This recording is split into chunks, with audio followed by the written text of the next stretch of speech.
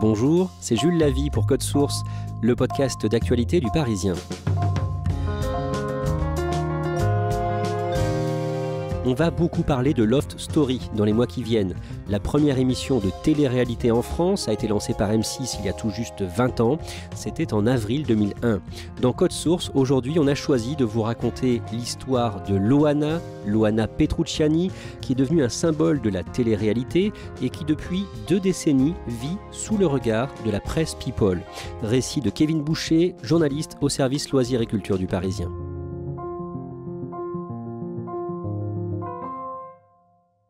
Kevin Boucher, vous venez de signer un dossier dans Le Parisien sur Love Story 20 ans après. Aujourd'hui, la télé-réalité s'est imposée presque partout. Ces codes sont utilisés dans beaucoup d'émissions. C'est ça, c'est dans tous les programmes aujourd'hui. Peu importe le programme quasiment qu'on regarde.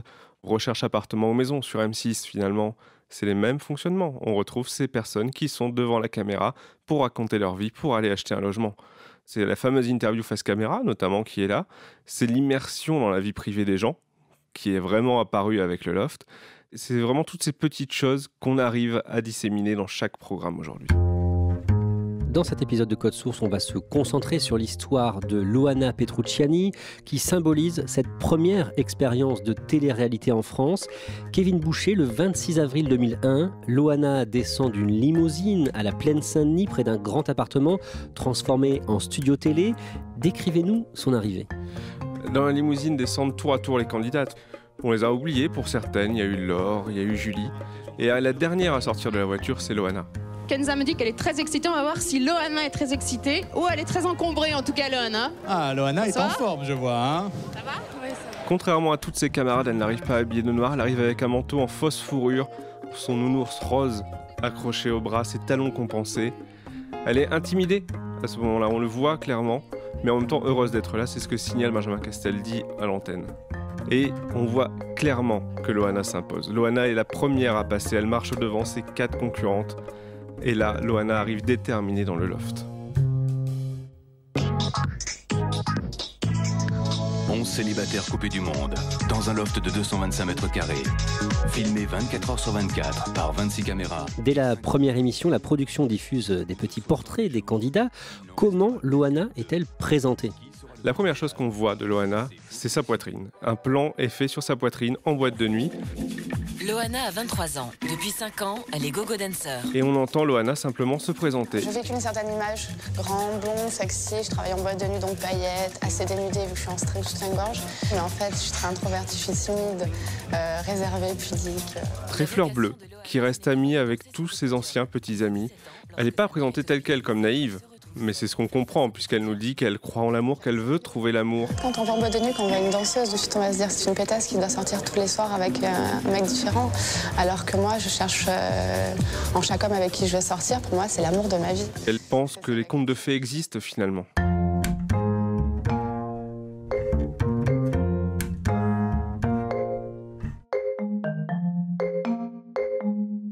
Le 3e jour, elle et un autre candidat, Jean-Édouard, se font remarquer. Toute la soirée, ils se draguent, ils se séduisent et ils finissent par passer à l'acte. Ça commence dans la piscine, cette fameuse séquence, puis ensuite ça se poursuit dans la chambre. Sauf qu'à cette époque-là, le Loft est filmé 24 heures sur 24, c'est diffusé sur Internet et ces images sont récupérées. Et se crée finalement le mythe de Loana et de la piscine, mais qui a aussi permis de faire d'elle une star, puisqu'on a découvert une Loana qui est tombée amoureuse d'un homme qui, dès le lendemain, l'a laissé tomber. On va dire que l'autre jour, quand je suis passé dans le confessionnal, j'ai dit que j'appréciais tout le monde. Sauf qu'il y avait une fille que je trouvais trop extravagante. Il s'avère que ce soir, j'étais dans la piscine avec cette jeune fille un peu trop extravagante à mon goût. Et que, voilà quoi, hein, on s'est compris.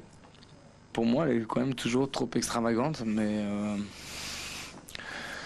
je pense que ça nous arrive à tous de temps en temps de prendre un peu de plaisir, non ?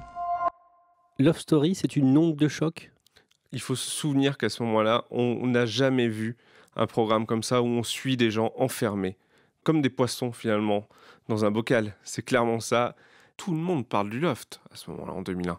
Les médias les plus sérieux font des unes sur le Loft et la société, pour une part, se révolte. Pour eux, c'est un scandale. Décidément, Love Story déchaîne les passions. Cet après-midi, 200 manifestants ont déversé des poubelles à Neuilly devant le siège de la petite chaîne qui monte pour protester contre cette émission d'M6, les anti-Love Story. Les militants de mouvements alternatifs se sont ensuite rendus à la plaine Saint-Denis devant le fameux Loft pour tenter de s'y introduire.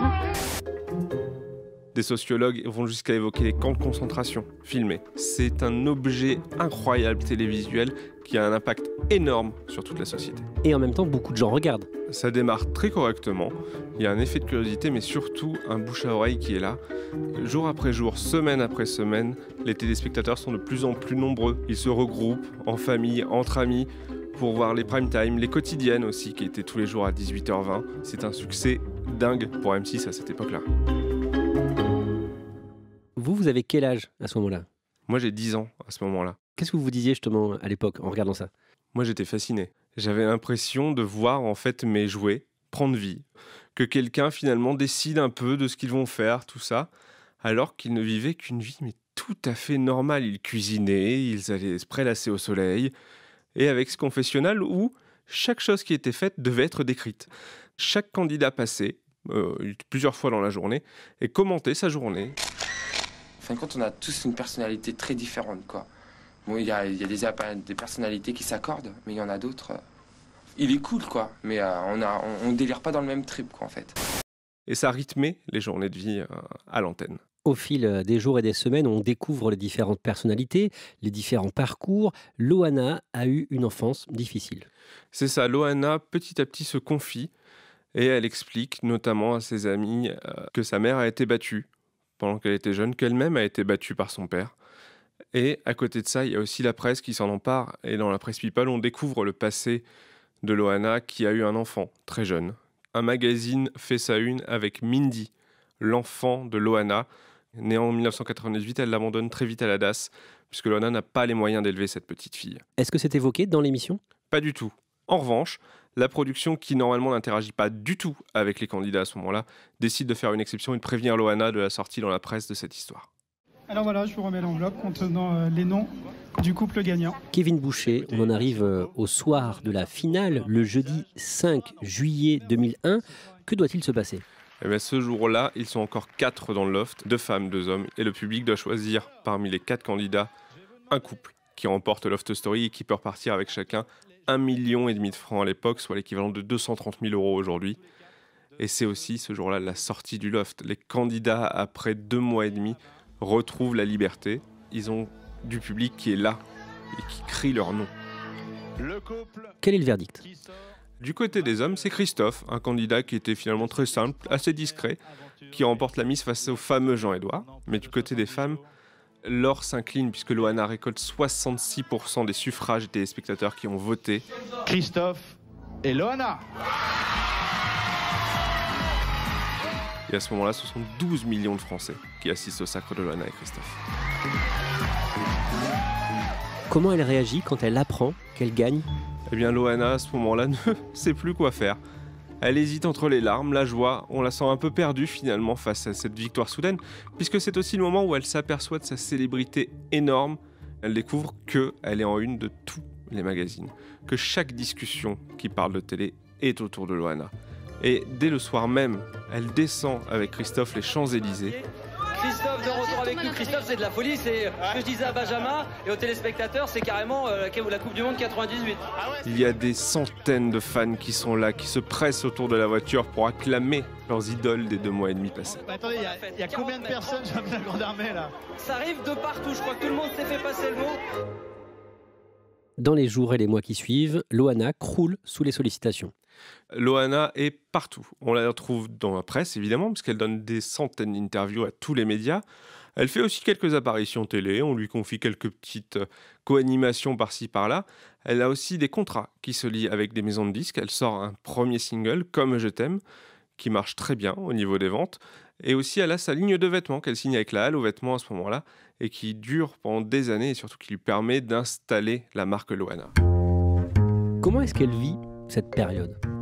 Pour Loana, c'est un peu le rêve d'une vie finalement, puisqu'il faut se rappeler qu'elle vient d'un milieu hyper modeste. Et là, elle a tous ses rêves qui peuvent s'accomplir. Elle profite de tout cela avec des rentrées d'argent qui lui permettent de vivre très, très, très confortablement. En octobre de cette année-là, elle publie une autobiographie, Elle m'appelait Miette, écrit avec un journaliste, elle ne le cache pas, et c'est un carton. 100 000 exemplaires de ce livre s'arrachent en librairie. Loana y raconte son enfance, en effet, son passé de fille battue, et on découvre aussi des photos intimes de Loana, des photos qu'on ne connaissait pas, des photos avant ses opérations, des photos dans sa jeunesse. Elle était brune, elle n'avait pas une forte poitrine, contrairement à ce qu'on a pu voir dans le loft, et c'était une fille très, très discrète finalement. Elle n'avait pas ce côté bimbo qu'on lui a accolé au loft. Donc dans les années qui suivent, elle vit grâce à ses contrats. Et avec également cette somme de 1,5 million de francs qu'elle a gagnée avec le loft, elle vit très bien. Elle a énormément de contrats, les marques lui font confiance, sa marque est un succès. Et du coup, c'est de l'argent qui rentre, et qui rentre peut-être même un peu trop et qui lui monte finalement à la tête. En 2006, débute une descente aux enfers pour elle. C'est le moment où finalement le public commence à se détourner un petit peu de Loana. Elle a fait son temps, on n'a plus finalement de grosses actualités autour d'elle. Et en même temps, Loana veut continuer à vivre son rêve. Donc elle va finalement noyer son oubli dans l'alcool. Elle rencontre une personne qui lui fait découvrir la drogue, une drogue dont elle ne va pas pouvoir se passer. Elle raconte qu'elle prend 2 rails de cocaïne chaque matin. Dans les années qui suivent, elle va faire plusieurs tentatives de suicide. Cet oubli et ce mélange drogue, alcool, médicaments, Loana prend du poids, Loana ne se sent pas bien, elle s'écarte peu à peu de son entourage proche et décide à plusieurs reprises de vouloir en finir avec la vie. Le 4 février 2009, dans son appartement du 16e arrondissement, rue de Chaillot, à 2 pas du pont de l'Alma, une amie la croit morte quand elle la retrouve par terre dans sa salle de bain, inanimée. Elle respire à peine. À l'hôpital, on découvre que Loana a pris énormément de médicaments à ce moment-là, plus d'une 30aine d'antidépresseurs. Et elle racontera avoir été agressée. Elle dit que des hommes ont forcé sa porte, et après pour elle, c'est le trou noir. On sait que des affaires ont disparu de chez elle, on ne sait pas lesquelles, et on la retrouve inanimée au sol. Et l'enquête ne donnera rien. Au printemps 2011, elle s'apprête à participer à une nouvelle émission, Les Anges de la télé-réalité sur Énergie 12, et elle raconte à François dans une interview qu'elle a été victime de viol. C'est ça, Loana se livre en fait progressivement sur son passé, et elle explique avoir été violée à 3 reprises, dont une fois lorsqu'elle a été enfant. Et donc elle participe à cette émission de télé-réalité, Les Anges de la télé-réalité. Comment est-ce qu'elle est accueillie par les candidats ? Loana, quand elle arrive dans Les Anges, c'est une rockstar. Bonjour, je tombe nez à nez avec Loana. Tous les candidats sont heureux de découvrir cette femme finalement qu'ils ont tous suivie et qui pour eux est un peu la star de la télé-réalité, le vrai visage de la télé-réalité en France. Dans la villa, les habitants m'accueillent, j'ai l'impression vraiment d'être Madonna. Kim a les larmes aux yeux, les autres sont émerveillés, c'est surréaliste pour moi. Au début, elle le vit très bien, elle est heureuse d'être là-dedans, de retrouver les caméras, d'être avec cette nouvelle génération qui espère avoir des conseils de sa part. Sauf qu'au fur et à mesure, c'est quand même de la télé-réalité version 2010. Les clashs prennent de l'ampleur et Loana n'aime pas les clashs. Loana a toujours ce côté fleur bleue, ce côté naïve qu'on a découvert dans le loft. Elle est prise à partie par certaines candidates notamment, qui estiment qu'elle n'est pas au goût du jour, qu'elle ne fait pas les mêmes choses, qu'elles ne sont pas du même milieu. Et Loana, ça, elle ne le supporte pas, elle fond en larmes devant les caméras à chaque fois.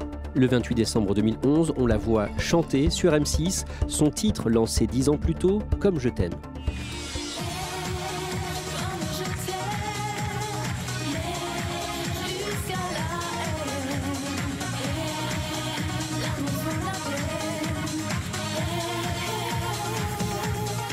C'est une émission qui confronte finalement les images du live de Loana sur le plateau et les images du clip.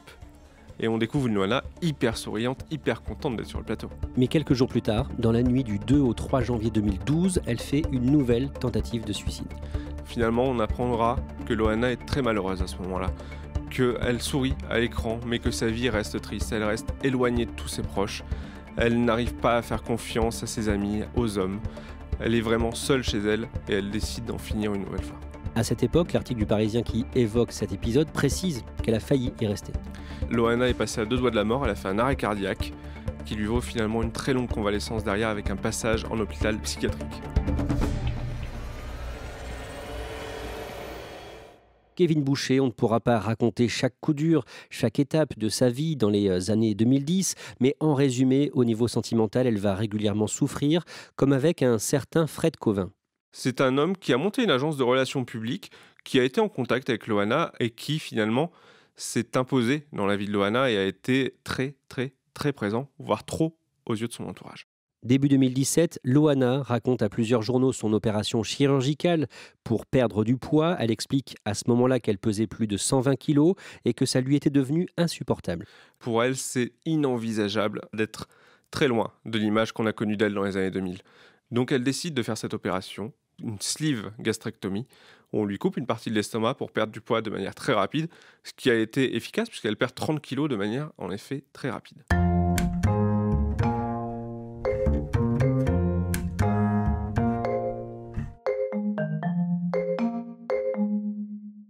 En mars 2018, elle fait la couverture du magazine féminin Elle avec ce titre, un phénix nommé Loana.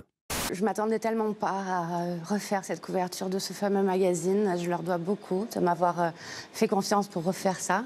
Ce shooting, en fait, ça m'a fait avoir confiance en moi. C'est la revanche. Loana apparaît amincie en une. Elle refait la une d'un magazine prestigieux féminin qu'elle a souvent lu étant jeune. Et à ce moment-là, Loana se dit que ses démons sont loin derrière elle. Cet article de Elle sort à l'occasion d'une nouvelle autobiographie de Loana, la seconde, dans laquelle elle revient sur ses années de malheur dont on a parlé. Dans ce livre, on apprend par exemple qu'elle a dû vendre son appartement. Loana se retrouve sans revenus et elle décide finalement de se séparer de cet appartement qu'elle avait acheté après le loft qui représentait tant pour elle et de repartir vivre chez sa mère dans le sud de la France. Et on apprend à la même période qu'elle est devenue grand-mère. La presse People retrouve à ce moment-là la trace de Mindy, la fille de Loana, qui annonce qu'elle ne veut pas reprendre contact avec sa mère et surtout qu'elle est enceinte. À 40 ans, Loana devient grand-mère. On en arrive à 2020. En septembre dernier, Loana publie sur Instagram des photos d'elle où elle apparaît tuméfiée et elle accuse son ancien compagnon Fred Cauvin de l'avoir battue. Elle poste ces fameuses photos sur Instagram où on voit son visage tuméfié, des bleus sur les bras, sur les jambes. Et elle explique que Fred Cauvin lui a demandé beaucoup d'argent, qu'elle n'en a plus, et que, pour se venger, il l'a frappée. Et tout ce dont on parle là est décrit par le menu dans la presse People. Clairement, et tout le monde parle. Loana s'exprime sur Instagram, Fred Cauvin parle dans tous les magazines, la mère de Loana s'exprime à ce moment-là, dit qu'elle n'a plus de contact avec sa fille et que Fred Cauvin a une emprise incroyable sur elle. Les quelques amis qui restent de Loana s'expriment aussi pour accuser Fred Cauvin. C'est un déballage public monstrueux. Quelques semaines plus tard, début octobre, d'après plusieurs journaux People, elle est internée suite à une bouffée délirante. On la retrouve dans la rue, prise de cette bouffée délirante, elle tient des propos qui n'ont aucun sens, elle est proche de chez elle. Et donc pour sa santé, il est décidé qu'elle doit être internée en hôpital psychiatrique à ce moment-là.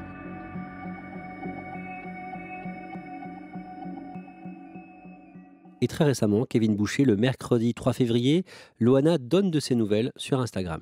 Elle publie après 2 mois et demi d'absence une série de clichés, de vidéos, où on la découvre un temps chez le coiffeur, un temps en voiture avec une amie, souriante. Elle dit « J'essaye de revenir au top, je suis là, Loana is back for you ». C'est exactement ce qu'elle écrit dans son message, avec cette envie enfin de revenir après toutes ces années difficiles.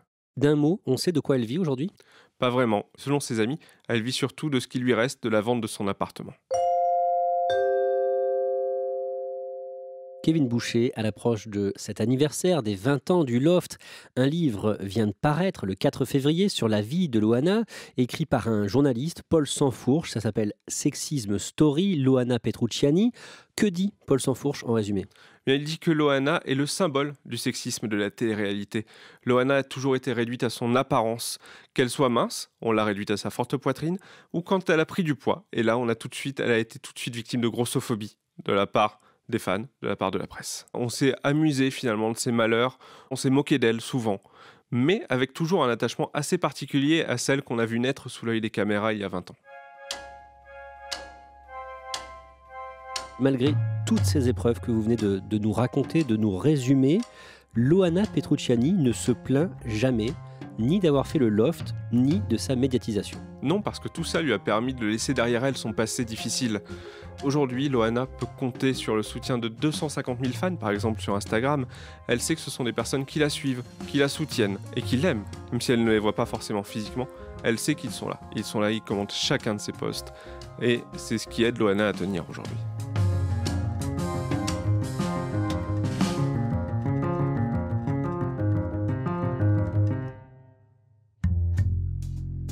Merci à Kevin Boucher.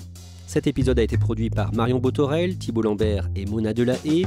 Réalisation, Julien Moncouquiol.